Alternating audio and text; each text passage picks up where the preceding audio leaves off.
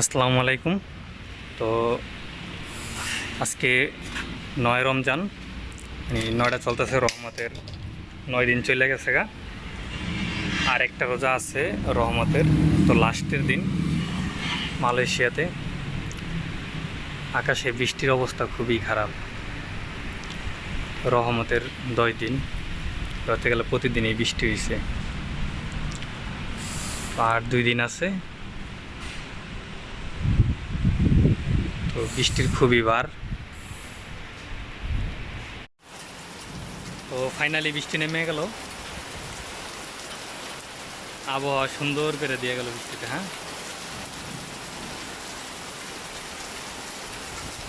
তো মালয়েশিয়ারে একটা জিনিস খুবই ভালো, যে প্রতিদিন একবার বৃষ্টি হয়, কম হোক বেশি হোক। মালয়েশিয়ার এই জায়গাটা হোক, অন্য জায়গাটা হোক, যেদিক দিয়ে হোক,